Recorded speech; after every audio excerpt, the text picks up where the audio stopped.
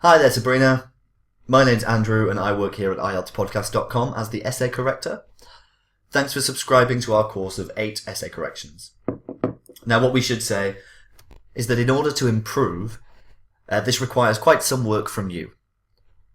I can take your essays, read through them sentence by sentence, and offer you grammatical corrections and some suggestions for better phrasings. But at the end of the day, it takes you applying those corrections by yourself to your work to spot where your mistakes most frequently are. After 8 essay corrections, you'll probably find that you have gathered a large amount of new topic-specific vocabulary, as well as some slightly more complex grammatical constructions for expressing reasoning in body paragraphs. So let's begin with your introduction. So we're required to do 3 things in our introduction. That is, discuss the contention, which you have done. You've highlighted both sides of the argument. Express our opinion, and give some brief reasons as to why, what we're going to discuss in our body paragraphs. So here, you say that it's beneficial and that there are drawbacks, but we could do with just a little bit more expansion as to what these actually are. And I would say during their career as well,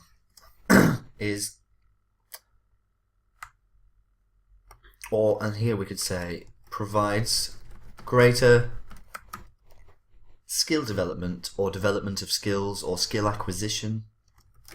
But I'm just going to use development. So, although some people hold the belief that employees switching jobs at least once during their career provides greater skill development, others think that there are more perks, let's say increased, or a wider range of, trying to be specific.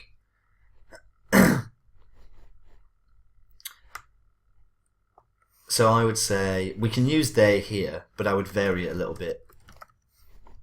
And I would also vary this as well. So a role is a job. I perform my role. Personally, I tend to agree that employees should stay in their jobs rather than change. We don't need this. But the drawbacks should also be considered. So what are the drawbacks? So we're talking about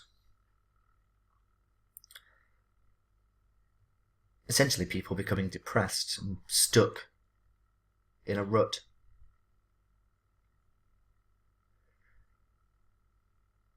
I tend to agree that employees should stay in their jobs rather than change them. But the drawbacks of this, such as poor career progression and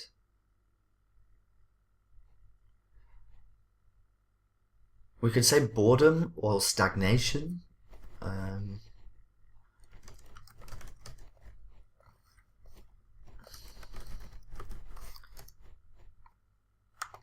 Let's say varied experience.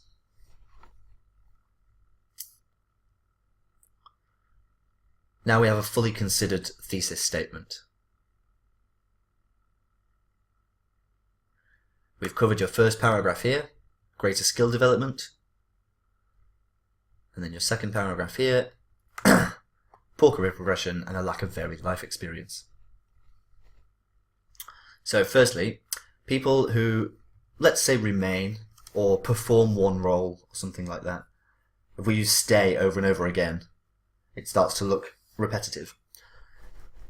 People who remain in their job can improve their skills, gain more experience, and are able to move up the ladder in their career. Let's say more able. Let's compare them. Numerous studies have consistently found, great word, that employees who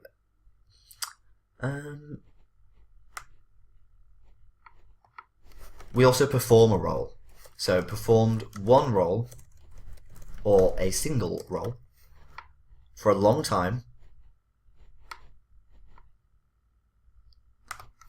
more frequently hold an important position, are more reliable, and master additional new skills. Actually, wait. Let's just say additional skills. For instance, experienced teachers work more efficiently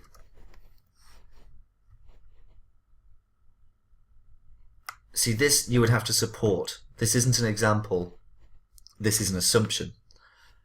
An example supports the previous statement or the whole paragraph. An example says, this is evidenced by, what I've just said is proven by this.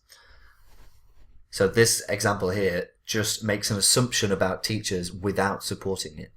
In order to say, experienced teachers work more efficiently and have better work-life balance, especially this bit, we need to define what that term is, who we're comparing it with, we need proof. Academic writing is all about making credible statements. Statements that people can believe because they are well reasoned, they are proven based on evidence. So I won't edit this, but I'll just say that maybe these two should have been combined to make the statement first and then say, numerous studies have consistently found that, and then prove the previous statement. Furthermore, teachers who work in their job, let's say,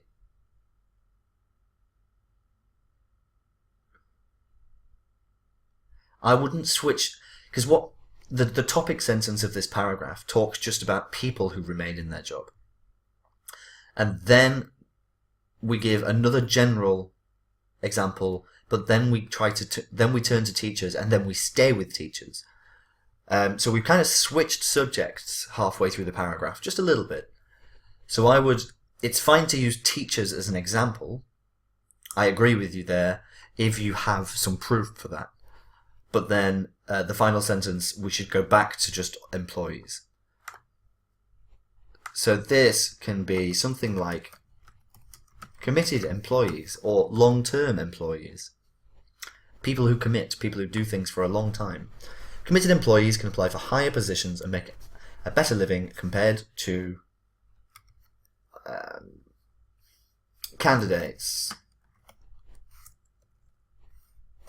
There. Candidates for a job, people who are, if you apply for a job, you are a candidate for that job. On the other hand, employees can miss out on life experiences and could end up depressed. See, again, we're saying stay, job, and whole life an awful lot. We need to think of synonyms and paraphrasings for these. Because we've used job again here, I would say, something like, in the labour market, there are certain jobs, or the labour market features or contains certain jobs that can become boring because employees do the same things over and over.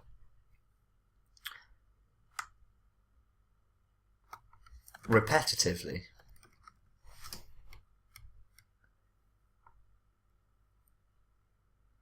Let's say fewer possibilities, because if we say no possibilities, then it's generalizing. We're just saying that it's absolutely not a chance, and that's rarely true.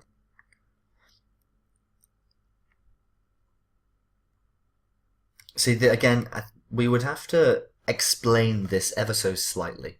So by saying something like, the labour market features certain jobs that can become boring as employees are required to repeat the same action,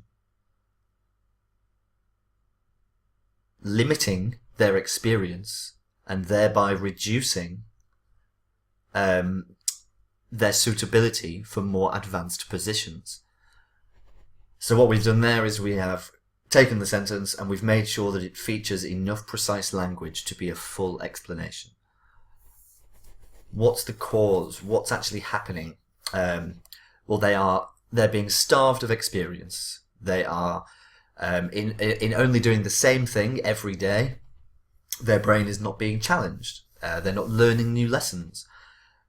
So we need to delve a little bit deeper into what is experience. Why are people with experience more likely to be hired? Why are people with relatively small experience less likely to be hired? So another drawback for staying in the same job, again, repetition, could be that employees become overworked I would say due to the volume of their work and responsibilities. For example, more and more employees have to hand in their resignations due to health problems that result from stress and their workload.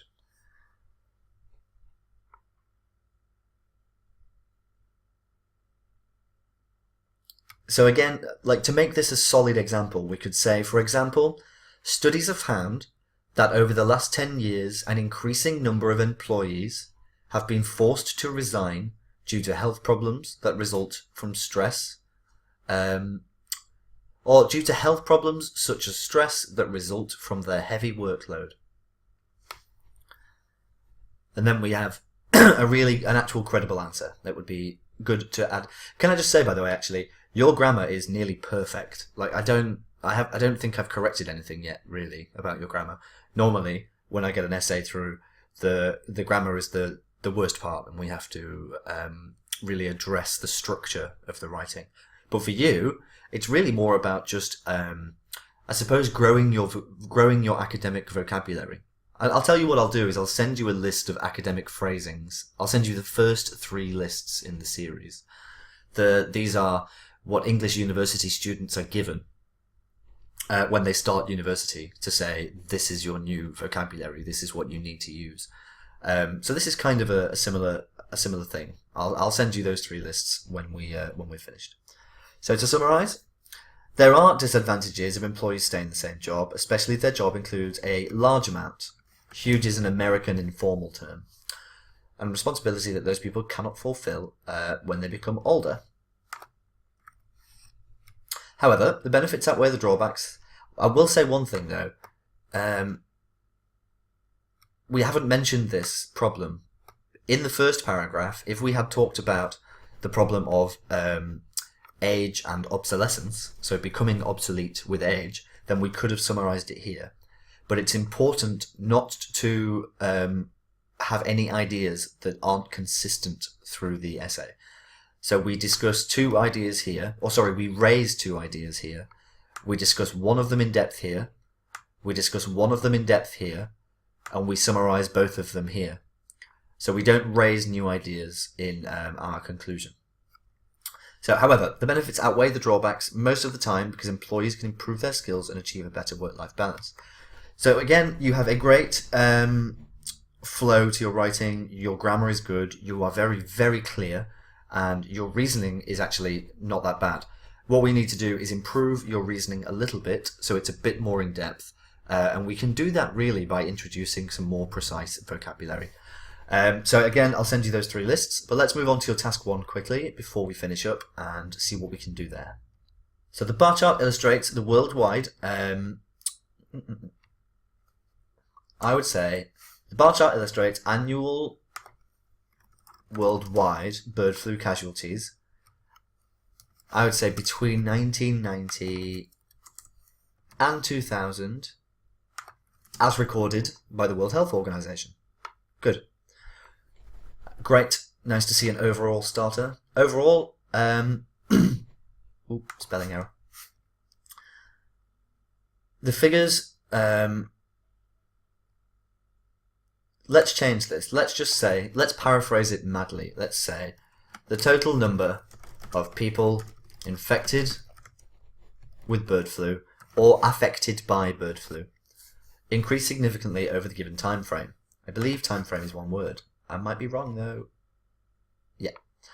For the first 4 years, the number of casualties and number of things, the number of casualties rose every second year by 10% from 120,000 to 130,000 between 91 and 92, from 130,000 to 140,000 between 1994.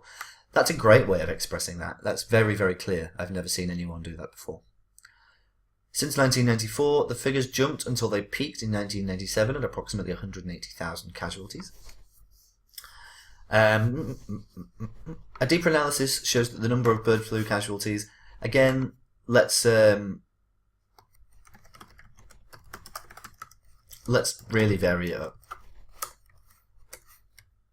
A deeper analysis shows that the number of patients affected by avian flu started at approximately 120,000 in 1990. By 1995, there were twice as many new infected birds. Oh no, this is people. Bird flu affects people. individuals.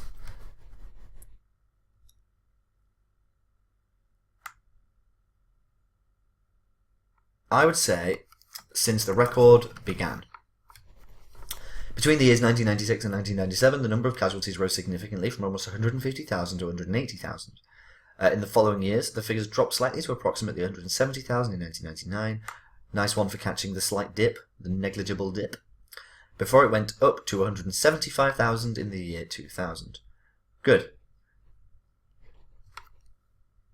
That was actually really good. I've not had to make any structural changes. Let me just make one check. Yep, you're good. You make comparisons well. You talk about data well. The main thing people get wrong is why we say at 10%, by 10%, with 10%, to 10%, etc. So normally the most difficult section is describing the difference between these, the mathematical language. But you get it. Spot measurement at, spot measurement with, a change by, an ultimate figure to. Very good. Right, I'll send this over to you now. Well done. I'm actually really impressed with your writing, and I look forward to marking the rest of your work. Like I said, I'll send you those 3 academic vocabulary lists now. Sorry, I'm just trying to wipe up the tea that I've just knocked all over my desk. But I'll speak to you soon, Sabrina. Have a great day.